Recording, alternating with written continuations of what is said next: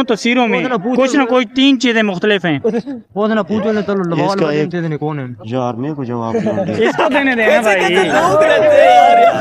तो फिल्म ही साथ सटी है। नहीं दोबारा दे दें, दोबारा खैर आपके दोस्त हेल्प कर रहे हैं जी। हाँ आपके दोस्त हेल्प कर रहे थे ना। अच्छा आप बता दें, एक तो दुम के नीचे इसके बाल हैं, इसके नहीं है। जी हैं नहीं है। हाँ और बताएं और क्या है, दो और ढूंढ के बताएं। 1 मिनट सेम बता दें। मेरे को देखना कान ही नहीं रहता। हाँ इसके एक कान है और इसका एक कान नहीं है। नहीं है। और तीसरी बताएं।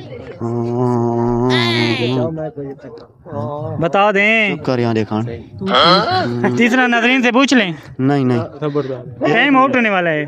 कितना टाइम है? बस 5 सेकंड रह गए हैं। 1 2 5 4 3 2 ये पूछ ये बता दिया है पहला। नजरीन तीसरा फर्क नहीं ढूंढ सके, तीसरा आपने बताना है।